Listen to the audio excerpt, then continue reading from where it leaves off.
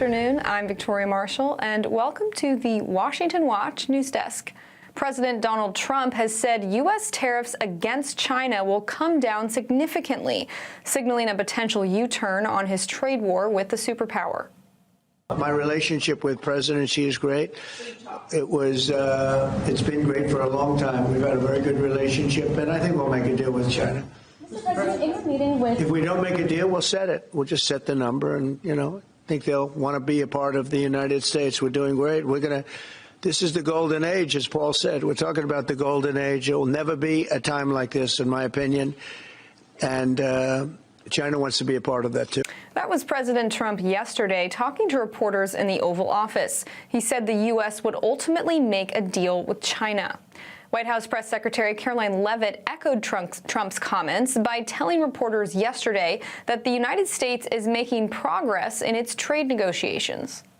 We're doing very well in respect to a potential trade deal with China. As I mentioned, there have now been 18 proposals in more than 100 countries around the world who are wanting to make a deal with the United States of America. And the president and the administration are setting the stage for a deal with China. So we feel everyone involved wants to see a trade deal happen, and the ball is moving in the right direction.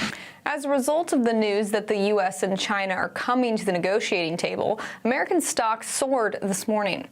And in international news, Vice President J.D. Vance warned reporters today that Ukraine and Russia must reach a peace deal or the U.S. will walk away from negotiations.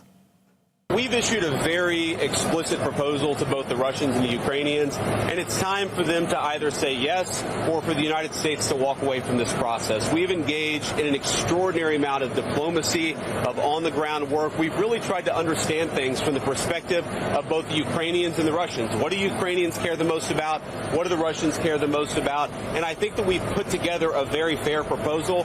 The Ukrainians and the Russians are both going to have to give up some of the territory they currently own. There's going to have to be some territorial swap.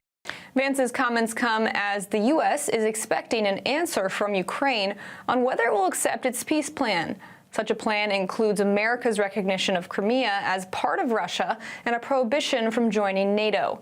Ukrainian President Volodymyr Zelensky has said Ukraine will not recognize Russia's occupation of Crimea. Ukraine does not legally recognize the occupation of Crimea. There is nothing to talk about. It is beyond our constitution.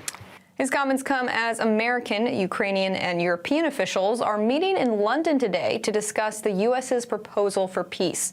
The White House says it is President Trump's final offer. Now, the Trump administration is not only giving an ultimatum to Ukraine and Russia, but also to the American food industry. Yesterday, the Department of Health and Human Services announced it would be banning synthetic dyes from the U.S. food supply. The FDA is taking the following steps. Number one, establishing a national standard and timeline for the food industry to transition from petroleum-based food dyes to natural alternatives. Number two, initiating a process to revoke authorization of synthetic food colorings, including those not in production, namely citrus red number 2 and orange B, within the coming weeks. Number three, taking steps to eliminate the remaining 6 synthetic dyes on the market from the U.S. food supply. Synthetic food dyes have long been associated with harmful effects on children. The Food and Drug Administration plans to phase out the 8 approved artificial food dyes by the end of 2026. The FDA says food companies can use natural dyes such as beet, carrot, and watermelon juice to color their products instead of artificial dyes. This is all part of Health Secretary Robert F. Kennedy Jr.'s vision to overhaul America's food system under the banner of his Make America Healthy Again agenda. And those are today's headlines. I'm Victoria Marshall. For more news and commentary, be sure to check out the Washington Stand at washingtonstand.com and find this and other news on the Stand Firm mobile app. Up next is Washington Watch with Tony Perkins. We'll see you tomorrow with more news.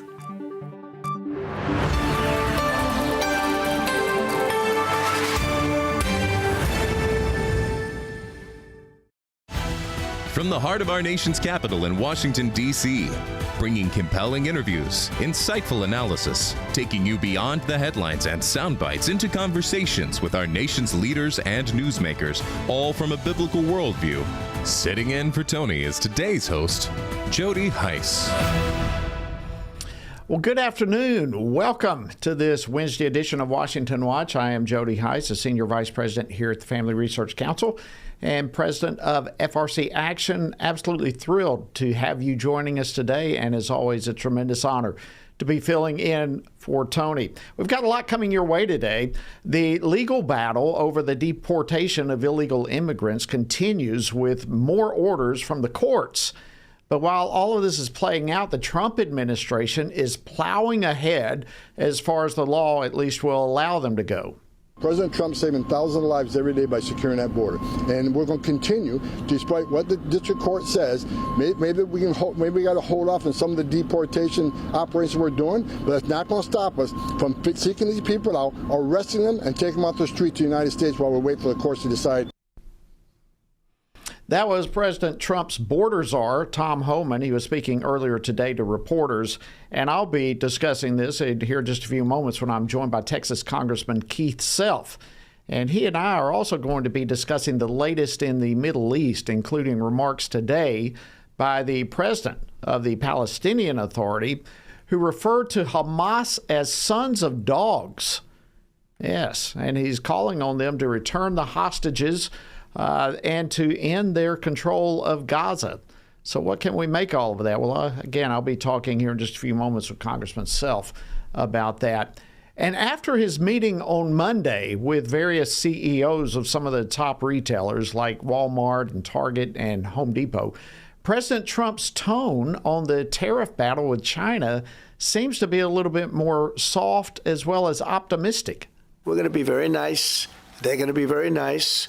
And we'll see what happens. But ultimately, they have to make a deal because otherwise they're not going to be able to deal in the United States. And we want them involved, but they have to, and other countries have to make a deal. And if they don't make a deal, we'll set the deal. Well, that was President Trump speaking to reporters yesterday. So many are asking, is the worst behind us now? And what might we expect looking ahead? Well, I'll be discussing all of this when I'm joined a little bit later in the program by Spencer Morrison. He's the editor-in-chief for the National Economics Editorial. And yesterday, the Justice Department hosted the inaugural meeting of the task force to eradicate anti-Christian bias. The First Amendment isn't just a line in the Constitution. It's the cornerstone of our American liberty. It guarantees every citizen the right to speak freely, worship freely, and live according to their conscience without government interference. Protecting Christians from bias is not favoritism. It's upholding the rule of law and fulfilling the constitutional promise. Strong words. That was U.S. Attorney General Pam Bondi giving her welcoming and opening remarks. I'll be discussing the meeting and its significance a little bit later in the program when I'm joined by Michael Ferris. He's the general counsel for the National Religious Broadcasters. He was not only at the meeting, he spoke there as well. And then we'll close out today's program by taking a deeper dive into yesterday's Supreme Court oral arguments in the case of Mahmoud versus Taylor, which is the case that literally is asking the question as to whether or not parents have the right to be notified and to opt their children out of public school instruction on gender and sexuality if it goes against their religious beliefs. Here, they're not asking you to change what's taught in the classroom.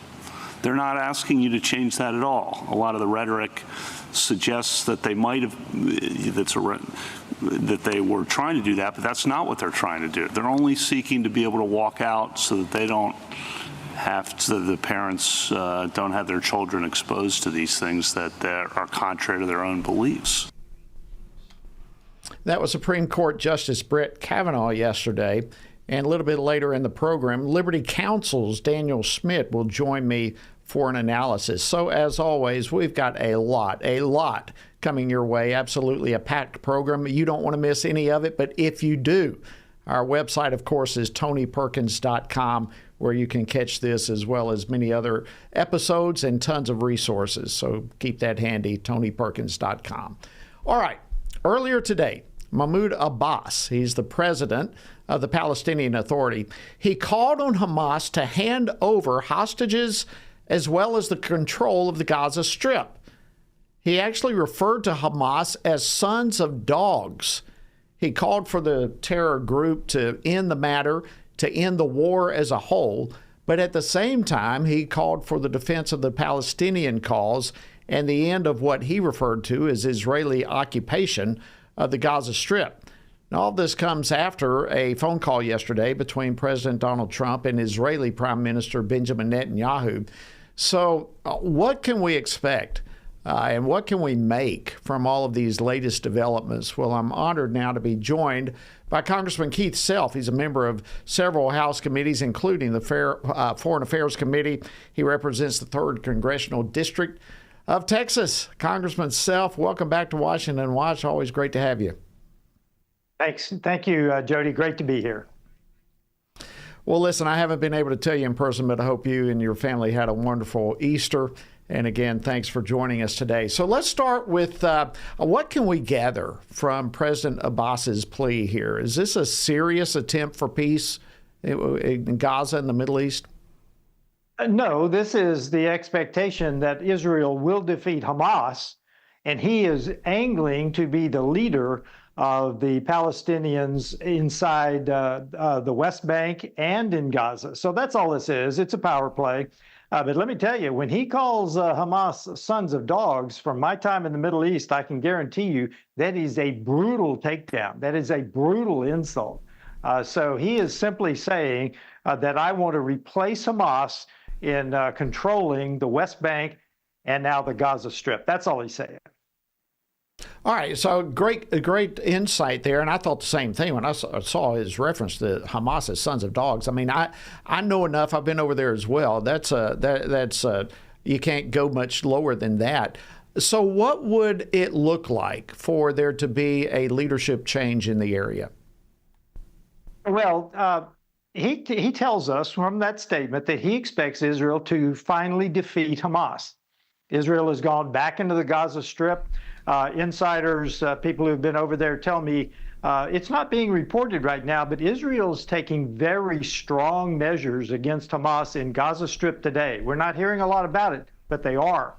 So he expects Hamas to eventually be defeated. Now, what Israel does with the Gaza Strip, we don't know. I believe that they will keep the corridors, both the Philadelphia corridor and the corridor through the center of Gaza. And so what the PA, the Palestinian Authority, believes that they can do is move in and actually control it. You may remember that he also said something about stopping the deportation of Palestinians from the Gaza Strip. So he expects there to remain, for the Palestinians to remain in the Gaza Strip. He simply wants to be the leader. Wow. All right, so let's move from there to the phone conversation between President Trump and Prime Minister Netanyahu. President Trump says that the two of them are on the same side on every issue. I mean, they discussed a lot of things. They discussed things like trade and Iran and other things that have not been disclosed. But I would think, at least, and I love your opinion, that probably the bulk of their conversation consisted of Iran. What do you think? Absolutely. I think that's probably what they spent the majority of their time on. And I think that was the message that they were both trying to send. President Trump will always try for peace, and he's trying that with Iran now. But should that peace fail, you might note that the press secretary said, the spokesperson said, he is committed to Iran not getting a nuclear weapon. That's the headline. President Trump, while he's trying for peace, he is also committed to that Iran will not get a nuclear weapon. And I can guarantee you, he and Netanyahu are certainly agreed on that. Yeah, so at the same time, I find it very interesting, and while all this is going on, the Israeli Air Force has prepared for a possible Iranian strike. I mean, they're having some of these prepared strike practices, if you will. What do you make of all of that, and how does that impact all the discussions? Well, they expect there to be some sort of conflict between Iran, Israel, and the U.S. That's what it tells you. They are trying to do better in their defenses. They're trying to make sure they've got everything right for when this happens, because they know that Iran will fire missiles at Israel. All it is practicing for the real thing. I think that we will probably see that, because I don't see the Ayatollah as bending, and I'm not sure that he wants peace. Remember, Iran still wants to be the big dog in the Middle East. Yeah, you got a lot of folks vying for that position for sure. If I can, Congressman Self, let me shift gears with you and talk about the deportation efforts that President Trump has been involved with, and specifically as it relates to the courts that have stepped up and have been consistently blocking some of his efforts to deport some people who really have no business being here, some violent criminals. What do you make of the president's comments yesterday, really going after the courts? I agree with him. I think we are totally out of whack with the Constitution. Our founders said that Article 3, the judiciary, would be the weakest branch in our government. Congress is the legislative branch. We make the laws. Article 2 is the executive branch. The president runs the executive branch. He does not report to Article 3, the judiciary. And they're making it sound like he reports to them. They can tell him what he can do. That's entirely wrong. These are rogue judges. They need to say what they think. Two things. First of all, what Congress intended in the law that they wrote, and two, is that law constitutional? That is their duty. It is the duty of the president to execute the laws of the land as the Congress wrote them, as the rules are written by the directorates and the agencies, although I think they ought to go by the intent of Congress. But the judiciary is totally out of bounds constitutionally. The president does not report to the judges. I think that we need to realign the Constitution, that the judges are the weakest branch. They simply write their opinions as to what Congress meant, and is it constitutional? The president, though, particularly in foreign policy, executes the laws of this land. Yeah, absolutely. I'm so glad that you put that forward, because I think there is a huge misunderstanding, and I agree the courts have seemingly and increasingly stepped up into an area that they don't have the authority to do.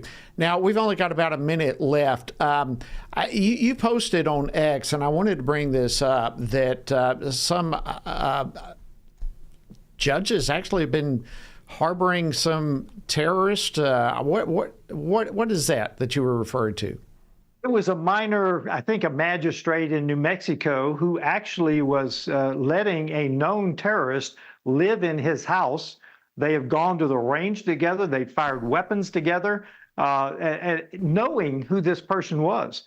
This is totally almost unbelievable, unfathomable that a judge in New Mexico would allow a known terrorist to live in his house, to take him to the range, to shoot weapons with him. This is beyond the pale. It's beyond the pale. Congressman Keith Self of Texas, always great to have you, my friend. Thank you for joining us, as always, on Washington Watch. Keep the torch ablaze. All right, friends, coming up next, major retailers met with President Trump about possible empty shelves. Economist Spencer Morrison joins me next. Stay tuned. At Family Research Council, we believe religious freedom is a fundamental human right that all governments must protect. That's why FRC President Tony Perkins went to Capitol Hill to testify on behalf of persecuted Christians in Nigeria.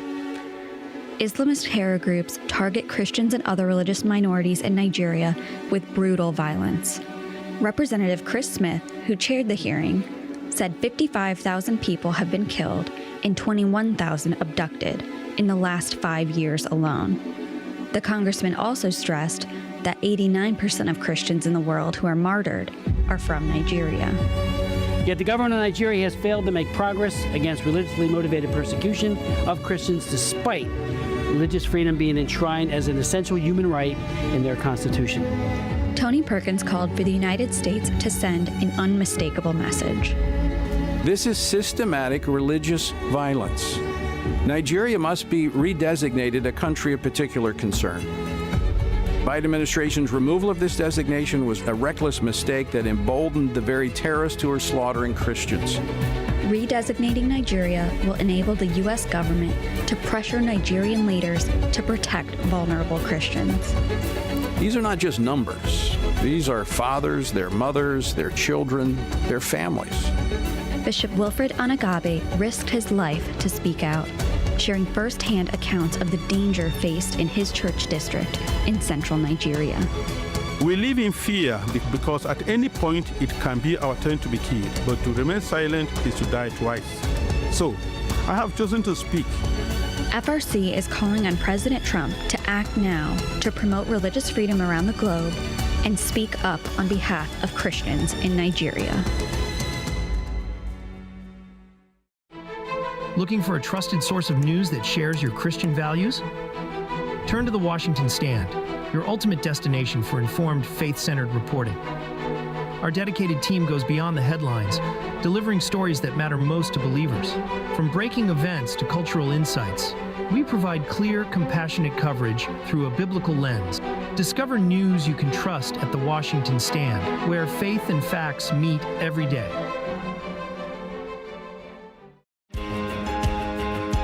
Download the new Stand Firm app for Apple and Android phones today and join a wonderful community of fellow believers.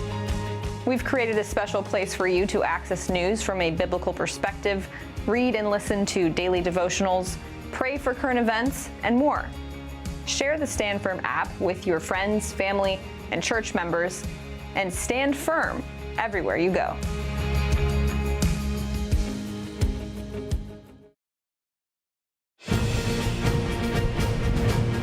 Thank you so much for joining us today on Washington Watch. I'm Jody Heiss. An honor to be filling in today for Tony. All right, on Tuesday of this week, President Trump signaled at least that he may be willing to negotiate with China on reducing tariffs on Chinese products that are coming into America and our markets here. And the president's comments came after he met with the CEOs of three different retailers, and they warned him of potential empty shelves. They warned him of potential price increases that may be coming very soon because of these tariffs. So might that meeting have softened the president's tone on China? Or is there something more going on? Well, here to discuss this is Spencer Morrison. He's the editor-in-chief for the National Economics Editorial and author of Reshore, How Tariffs Will Bring Our Jobs Home and Revive the American Dream. His X handle, by the way, is at RealSPMorrison. I encourage you to go check that out. Spencer, welcome back to Washington Watch. Thanks for joining us. Oh, it's my pleasure to be here. Thank you very much. All right, so the Treasury Secretary has remarked that these tariffs are not sustainable. Pretty strong statements coming from him. He actually also predicted a de-escalation with China could be in the very near future. So what do you make of these comments? Well, frankly, the comments are conflicting. We heard earlier today from the White House that there would be no unilateral reduction in the tariff rates. So we're getting different messages from different groups. But I think one thing that's stood through all of this is President Trump's insistence that tariffs are the way to go. And on that point, I wholeheartedly agree with the president. So what about these tariffs? Are they sustainable? Are they unsustainable? It looks like as they keep going up and up and up, like a ping pong match between the United States and China, at some point this does become unsustainable, doesn't it? Well, there's two parts to this question. So tariffs are both an economic tool and they're a political tool. And what President Trump seems to have been doing so far is he's primarily been using tariffs as a political tool to reach a, to get a geopolitical objective met or to pressure other markets to reduce their tariff rates or non-monetary barriers to entry. So tariffs are a political tool, and I think the president is really using them reasonably effectively. I think in the long run, though, what we need to do is impose relatively significant tariffs, but make sure that they're predictable and that American companies who are looking to invest in America, or even foreign companies that want to invest in America, they need to know that they can count on a baseline level of tariffs. So I think a lot of what's going on right now is it's the art of the deal. It's negotiation, and I think things are going to cool off, and we're going to see a more I won't say sensible, but maybe a more measured response to tariffs. But part of that's going to depend on how China reacts, right? A negotiation is a two-way street. So depending on how China responds to the tariff rates, we could see an escalation, we could see a de-escalation, and it's hard to predict because things are changing day by day. Well, and there's no doubt this is a political tool, the tariffs. Obviously, it's also an economic tool, and the president has made it very clear that one of his primary goals is to get a fair deal with China. And I believe, just like you said, I think the ultimate goal is to have something that is predictable, where the tariffs go down, but not to zero, but they go down. Is that a good strategy? Is that something you think he's moving in the right direction? Well, I think President Trump is the last and greatest chance for American industry. The reality is that America has been running a large chronic trade deficit every year since 1974. The cumulative value of that trade deficit is over $25 trillion. $25 trillion that was invested abroad in China and Mexico and Europe rather than in America. So that's a tremendous amount of money and opportunity cost. On top of that, the trade deficit, we've been building factories abroad. Over 60,000 American factories have shut down, and they moved mostly to China. And with that, American companies invested about $2 trillion in China to build the factories. On top of that, when an American company moves to China, the price of entry is actually to surrender all of their technology. American companies have to partner with a Chinese clone corporation that takes all of their technology, their workers get trained up, and after they've been doing the job and they've learned how to build the products, they set up their own companies. I mean, look at Huawei. Huawei is now, it's one of the biggest smartphone producers. It's 100% built off of stolen American technology. 100% built off of stolen tech. The value of stolen tech is about $10 trillion. So America really has funded the rise of China, and we haven't got due compensation from it. So decoupling from China is not really, at this point, an economic luxury. It's a question of existential threat to America. Great point. I think you're spot on with that. And it all does depend on how China is going to respond to all of this. In fact, they came out basically... It seems as though they are expressing willingness to negotiate, but at the same time, they're saying stop putting so much pressure on us. So it's going to be very interesting. Let me shift gears real quickly to the meeting President Trump had with the CEOs, and we've only got a short time. They warned prices going up, if I may just empty make one shelves. comment. The Chinese are lying. The Chinese are lying. They're not going to honor any agreement. The reality is that the Chinese have broken every single international trade agreement and every provision of every trade agreement because and they've stolen. What they're doing is criminal. It has nothing to do with following the rules. They're literally stealing American technology to the tune of $600 billion a year. The trade deficit with China was $300 billion last year. And on top of that, they stole $600 billion. I mean, these guys are pilfering America to the tune of $1 trillion a year. President Trump needs to impose tariffs, and he needs to deal with with them not as a trade partner, but as a criminal rogue state. Well, certainly that has a lot to do with what he is trying to achieve with getting a fair deal. It would involve all of the things you just mentioned, wouldn't it? I certainly hope so. I think it's very difficult. It's tough to have a fair deal with people that don't have any honor. Wow. Great point. Well, listen, unfortunately, Spencer, our time is up. I'd love to have you back and push this a little bit further. But thank you, Spencer Morrison, Editor-in-Chief for the National Economics Editorial. Honor to have you. We appreciate it very much. My pleasure. God bless you. God bless you. All right, folks, yesterday the Trump Department of Justice held their first meeting on anti-Christian bias. Mike Ferris was there. He spoke, and he'll join me next. Everything we do begins as an idea. Before there can be acts of courage, there must be the belief that some things are worth sacrificing for. Before there can be marriage, there is the idea that man should not be alone. Before there was freedom, there was the idea that individuals are created equal. It's true that all ideas have consequences, but we're less aware that all consequences are the fruit of ideas. Before there was murder, there was hate. Before there was a Holocaust, there was the belief by some people that other people are undesirable. Our beliefs determine our behavior, and our beliefs about life's biggest questions determine our worldview. Where did I come from? Who decides what is right and wrong? What happens when I die? Our answers to these questions explain why people see the world so differently. Debates about abortion are really disagreements about where life gets its value. Debates over sexuality and gender and marriage are really disagreements about whether the rules are made by us or for us. What we think of as political debates are often much more than that. They're disagreements about the purpose of our lives and the source of truth.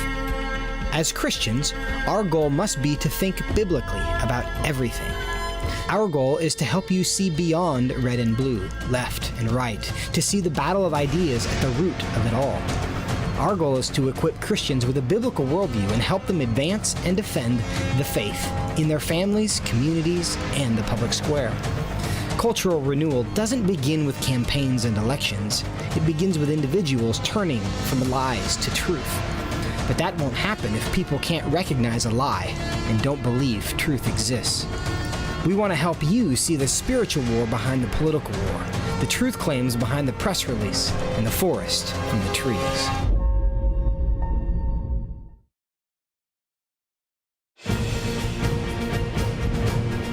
Thank you so much for joining us today on Washington Watch. I'm Jody Heiss, filling in today for Tony. Glad to have you. All right, yesterday, the U.S. Attorney General Pam Bondi hosted members of the President's Cabinet for an inaugural meeting of the task force to eradicate anti-Christian bias in the federal government. Now, the task force was established originally by President Trump under an executive order that he signed back in February. And yesterday in the meeting, Attorney General Bondi was joined by a number of American Christians who were targeted in spite of their peaceful positioning, standing for their beliefs. They were targeted by the previous administration because of their religious beliefs. And one of the witnesses at the task force meeting was Mike Ferris. He's now the general counsel at the National Religious Broadcasters, which is the world's largest association of Christian communicators. And he joins me now. Mike, welcome back to Washington Watch. Great to be with you, Jody. Thanks so much. Well, it's great to have you. I believe last time I saw you was on the Capitol steps in Ohio, yet again, standing for religious liberties. Thank you so much for all that you do. It was a God moment where we ran into each other by accident. Absolutely. All right, so what brought you to the task force meeting? Well, the incident that they wanted me to focus on involved my own church. I'm an elder at the Cornerstone Chapel. Gary Hamrick is our courageous and outstanding pastor. And the IRS came after our church in 2022, as a result of a sermon that Gary preached after during the 2020 election. He every 4 years he preaches an election sermon, and the IRS came after Cornerstone Chapel, and there were several months of investigation back and forth, and they ultimately imposed a fine. It wasn't a very great amount of fine, but the principle was you had to keep your mouth shut and not never do this again. Now, of course, the church made no such promise, but that was the incident I was there to talk about.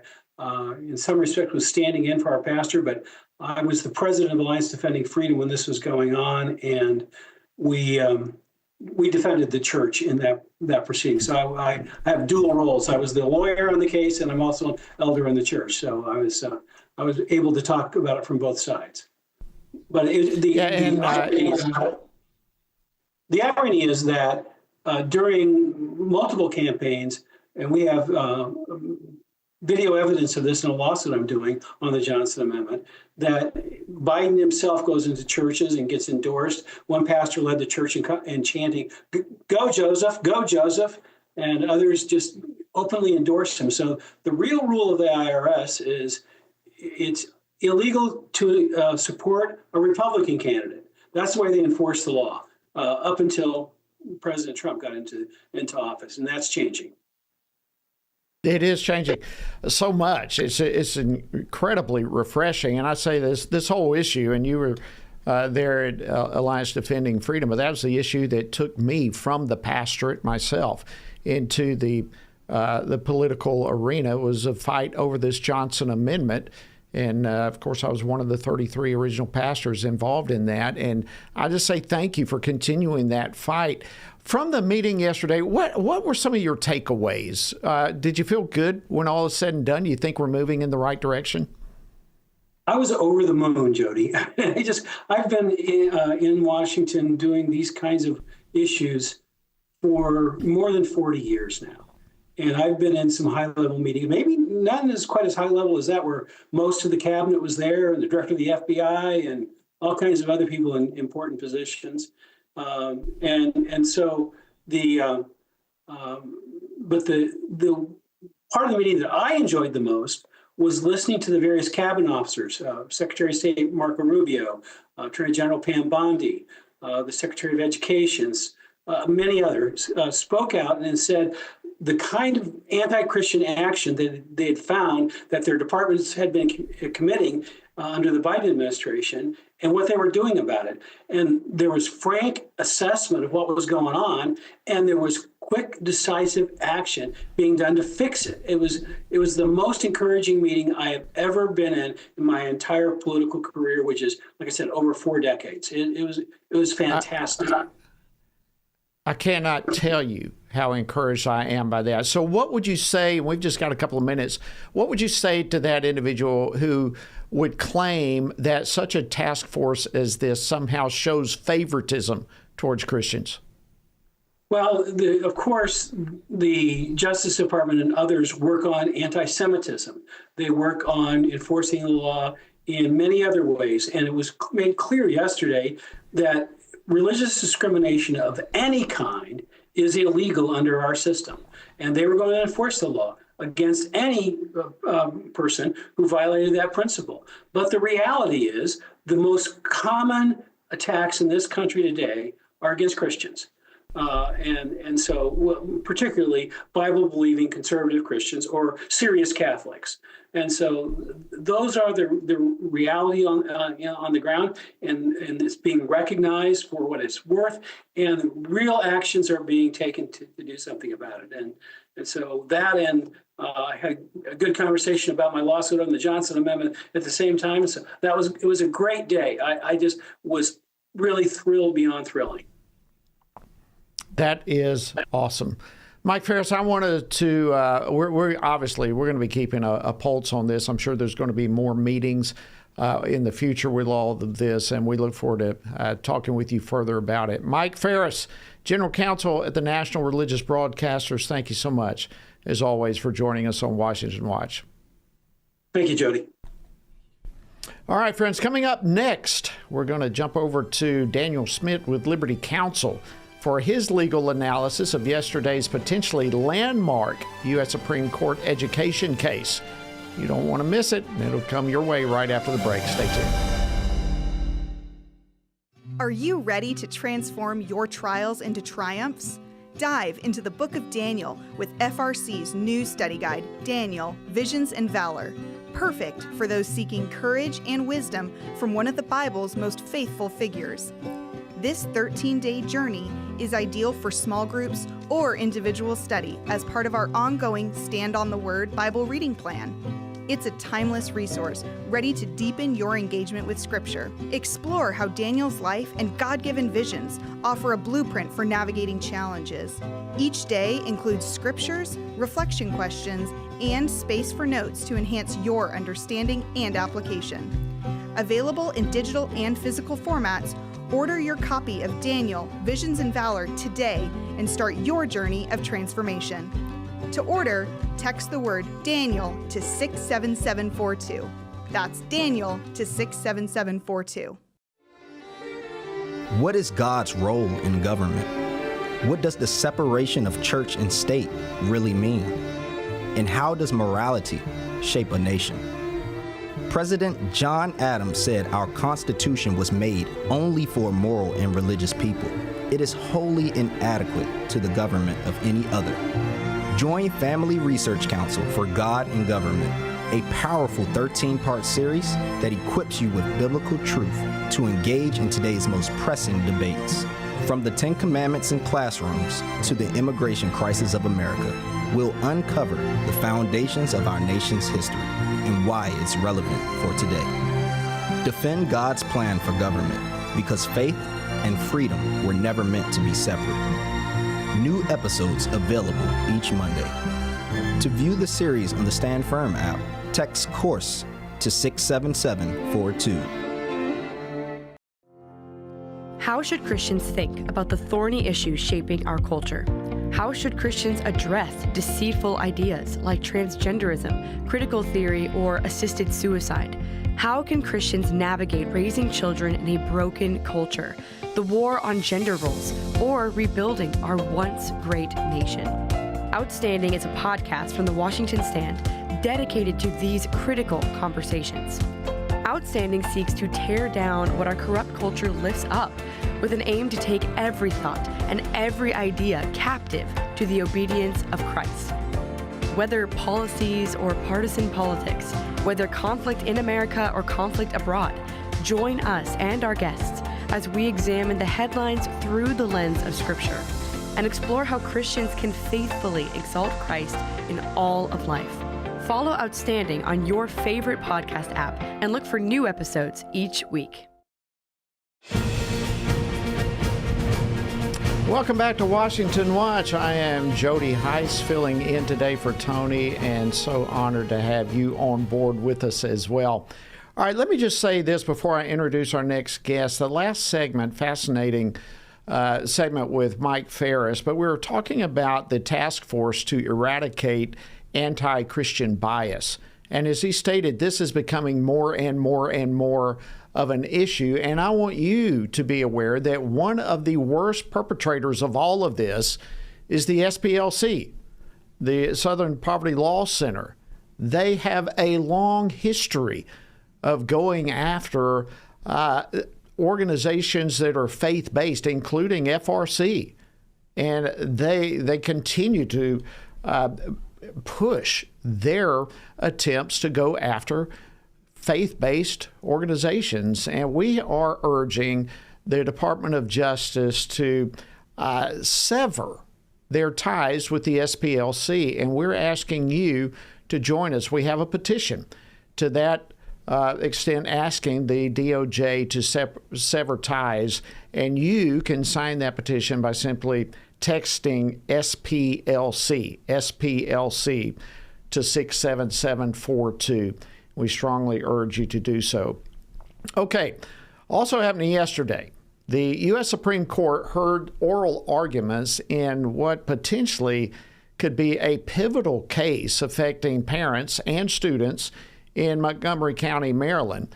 And experts argue that the case could actually have implications for parental rights nationwide.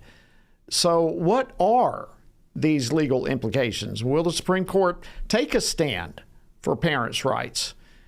Critically important questions, and here now to share more is Daniel Smid, who is Associate Vice President of Legal Affairs with Liberty Counsel. And Liberty Counsel filed an amicus brief, or a friend of the court brief, in favor of the parents that sued the school board. Daniel, welcome back to Washington Watch. It's great to have you. Jody, it's nice to be back with you. Thank you for having me. Well, listen, let's start with the overarching legal question that the justices were examining yesterday. Well, the case hinges on whether a public school district who has decided to put forward a radical LGBT, transgender, really just a gross and obscene curriculum targeted at pre-kindergarten to 5th grade.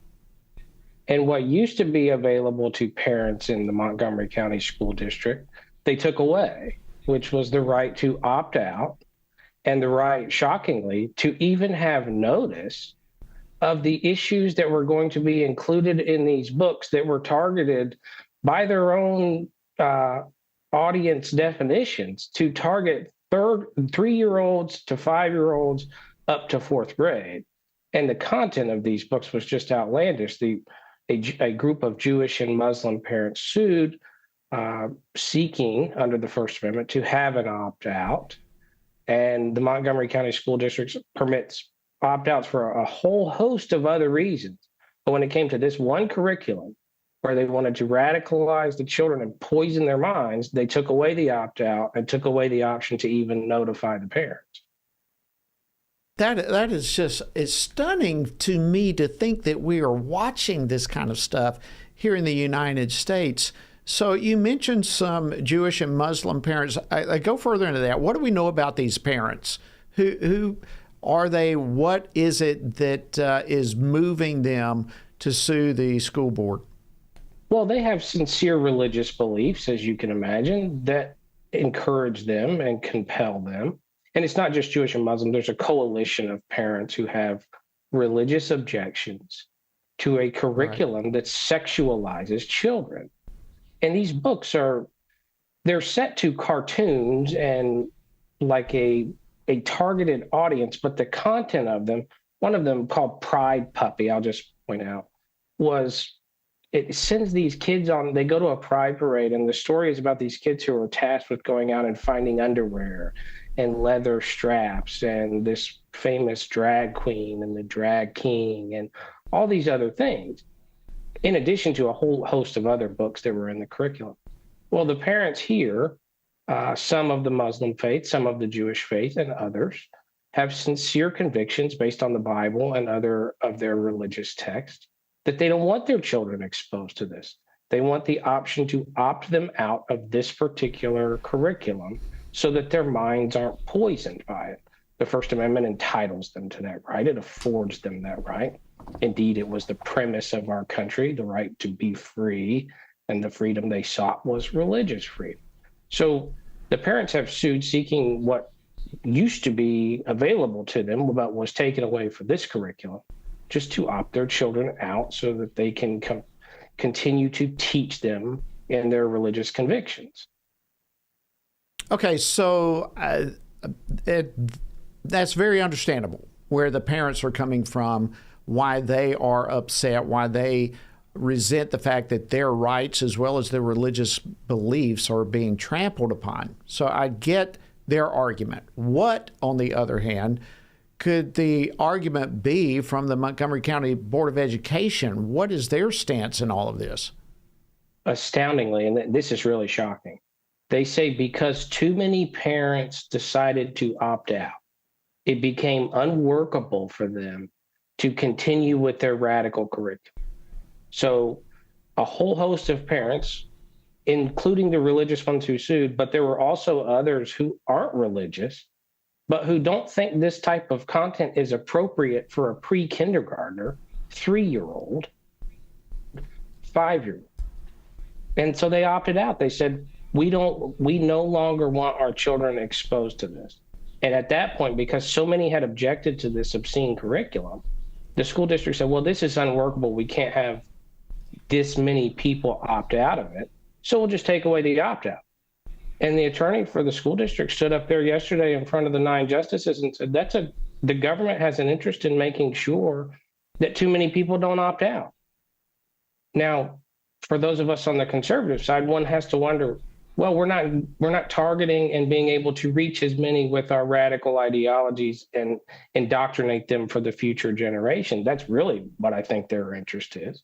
But what they said was it was unmanageable. It was unworkable to accommodate your religious beliefs, so we're just not going to do it anymore. Wow. I'm listening to you in virtual disbelief. I mean, my first question was, how many need to opt out before they recognize that what they're trying to push is contrary with what parents want. And even the arrogance to continue to force them to do what they don't want to do with their children is unbelievable. So let me just ask you, let's go back to your presence there, and watching all of this in the midst of it unfolding.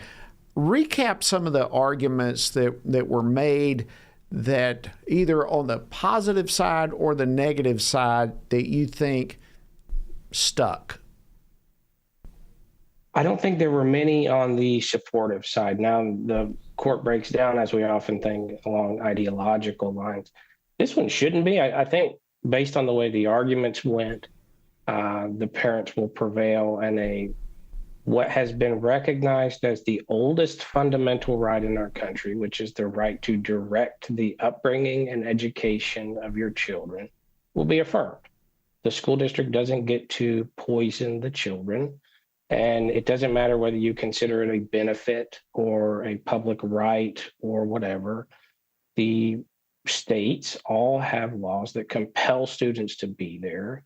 But just because a parent drops them off at public school doesn't make them a ward of the state. The state doesn't become the parent for 8 hours a day and get to indoctrinate them with whatever they want. But that's kind of where the questioning arose. So on the 3 liberal justice side, they had some questions as to, well, what's the problem with this curriculum? It's just teaching them that there are different types of people. That there are some people who have 2 dads and have 2 moms. And so why is that bad for the school to teach tolerance and to teach that there are different types of people in the community and you should be accepting of them? Well, putting aside the fact that that's not what the books teach, it doesn't matter. What the parents said, and this goes back to Obergefell, which was the case that purported to create a right to same-sex marriage, which is nowhere found in the Constitution. But even in that case, the court said there are a great many Americans who have religious beliefs that are opposed to this, and they will maintain the right to teach their children, to espouse those views, to do what the First Amendment says, which is to exercise those beliefs. It's not just a freedom to believe it. You get to exercise it in your daily life, including teaching your children. And so what the more conservative justices were asking was, well, how in the world do we get around our precedent that says you have the right to direct the upbringing and education of your children and just throw that out in the public school context? It doesn't work that way. Students don't shed their constitutional rights at the schoolhouse gate. We've known that for 70 years, as if we needed to know it for that long, but the Supreme Court articulated that in Tinker. It holds true today. And so that was the back and forth as to, well, shouldn't we just allow this to go forward? And if there's too many opt-outs, it becomes unworkable. And there are some children who are not taught this quote unquote tolerance regime. That's not what it's about. It's about indoctrination and the future generation. But that was the liberal side of the coin. And the conservative side of the coin was, how in the world does this pass what we call strict scrutiny, which is the most demanding test known to constitutional law? And it compels the government to satisfy a very demanding burden when it seeks to infringe the religious beliefs of parents or religious adherents. And a lot of the conservative justices thought, there's no way this satisfies it. You have no compelling interest in indoctrinating pre-kindergartners with this radical gender nonsense that defies biological reality. It defies what human nature has known since the beginning of creation, that there are 2 genders. We now have an executive order that says that. One wouldn't think you'd need an executive order from the White House to suggest what biological reality holds, but nevertheless, here we are. And the court said, you have no compelling interest in mandating that to these children. And so I think it went well. I think the back and forth was as expected between the 2 sides, if you will. But I think ultimately the parents will prevail and their right to religious freedom will be upheld. Excellent news. Daniel Smith, Liberty Counsel, I want to thank you so much for sharing your legal analysis in all of this. Absolutely fascinating, extremely important case. Thank you for joining us today on Washington Watch. My pleasure. All right, I want to, You bet. I want to switch over now to Sam McCarthy. He is a writer for the Washington Stand, and I can't move on or conclude the day without, of course, we've talked about it, but the passing of the Pope and where we go from here. Sam, thank you for joining us on Washington Watch. Jody, thanks very much for having me. It's really good to be on the show again. Well, you're welcome, and thank you. All right, so the Pope, as we all know, passed away on Monday morning. The Catholic Church now will begin the process of trying to determine who the next Pope is going to be. It's a papal conclave scheduled to begin, I think, here in a couple of weeks. Kind of bring us up to speed, Sam. What's the process going to look like? How is this going to begin to unfold? Yeah, well, right now the Catholic Church is in a period of 9 days of official mourning and prayer for Pope Francis. His funeral is slated to be at the end of this week. Following the funeral, there's a couple of days of preparations that go into this. There's the convening of the College of Cardinals. A lot of the cardinals have already begun to arrive. Cardinals are the ones who enter into the papal conclave and they elect the next pope, typically from amongst their own members, but officially it can actually be any baptized adult male Catholic. So theoretically, could be me. Not likely, but so that process typically starts about 15 days after the death of the Pope, because there's that period of prayer and mourning. It's a few days of preparation where the cardinals, one of the interesting things is that Pope Francis didn't really convene the College of Cardinals over the past decade, essentially. So a lot of these guys, especially the new ones, don't know each other. They haven't sat down and had conversations with each other. Their only exposure to each other, if any, has been through news and media reports. So there's not a lot that they actually know about each other. So these preparatory days will be crucial before they actually go into the conclave. They seal themselves in the Sistine Chapel. It's just the cardinals. And they debate, they take votes, and you need 2/3 majority vote in order to be elected the next pope. Well, let me ask you this, and we've only got about a minute or so left. The politics involved. You're actually writing a piece right now about this, the politics in the Papal conclave. Tell us a little bit about that. What's involved politically, if we can say it that way?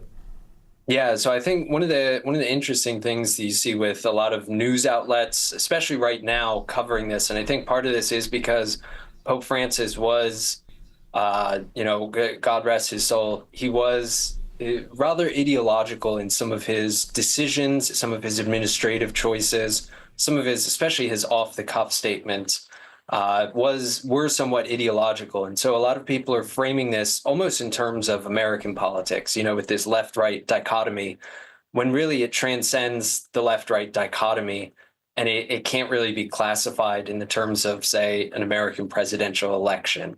So I just think that it's important to understand that this isn't going to be, a Republican and a Democrat cardinal facing off against each other. It's a much more nuanced and complex and really transcendental process than that. It really is. And listen, we all know there's going to be a lot of key issues, responsibilities that the next pope will have, and they'll have to grapple with.